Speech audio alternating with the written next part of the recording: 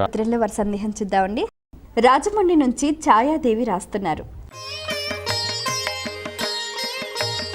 పొరుగురికి వెళ్ళినప్పుడు దేవుడికి నైవేద్యం పెట్టలేం కదా, అప్పుడేం చేయాలి తెలియచేయగలరు అంటూ రాస్తున్నారు. సాధారణంగా నిత్యము మన ఇంట్లో స్వామికి పూజ చేసుకుంటూ నివేదన పెట్టి అంతా దీపారాధన పెట్టి కళకళలాడుతూ పూలు అన్నీ పెట్టుకొని ఉన్నట్టుండి మనకి పక్క ఊరికి వెళ్తాం. ఆ పక్క ఊరికి వెళ్ళినప్పుడు మన మనస్సులో ఒక దిగులు ఉంటుంది. అయ్యో మన ఇంట్లో దేవుడు దీపం లేకుండా పూలు లేకుండా, ఎందుకంటే నిత్యం అలవాటైపోయింది ఆ స్వామిని అలా చూడటం, అలా ఆస్వాదించటం.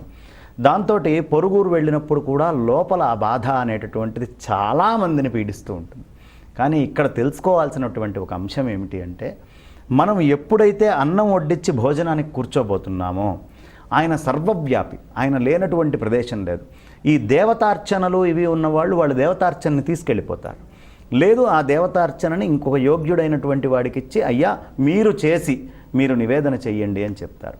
అలా చేయలేనటువంటి పరిస్థితుల్లో మనం ఎక్కడ ఉంటే అక్కడ ఏ ప్రదేశానికైనా వెళ్ళనివ్వండి, ఒక్కసారి అన్నం ముందు కూర్చున్నప్పుడు మనసా అట్లా స్వామివారిని తలుచుకొని అక్కడ ఉన్నటువంటి స్వామివారిని, ఇంట్లో ఉన్నటువంటి మూర్తిని, ఆయనకి ఈ అన్నము నివేదన చేసిన తర్వాత మనము భుజించటము అనేటటువంటిది చాలా శ్రేయస్కరమైనటువంటి విషయము.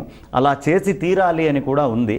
కాబట్టి మీరు ఎప్పుడైనా సరే ఎవరైనా పండితులను చూస్తే, మహాపండితులు, వాళ్ళు అన్నం తినే ముందు, నేను ఇప్పుడు ముదిగొండ శంకర శర్మ గారు, విశ్వనాథ గోపాలకృష్ణ శాస్త్రి గారు, ఇలా సన్నిధానం లక్ష్మీనారాయణమూర్తి అవధాని గారు, ఇలాంటి ప్రముఖులందరినీ నేను చూసినప్పుడు వాళ్ళందరూ కూడా వాళ్ళు అన్నం తినే ముందు, ఒకవేళ విస్తరి దగ్గర కనుక స్వామి లేకుండా వేరే ఊళ్ళో ఉంటే వాళ్ళు ముందు ఇలా చూపించి నివేదన చేసి ఆ తర్వాత భోజనం చేయటము అనేది నేను సంప్రదాయంగా చూశాను. కాబట్టి ధర్మశాస్త్రం కూడా చెబుతోంది. కాబట్టి మనం ఎక్కడ ఉంటే అక్కడ నుంచే నివేదన చేసి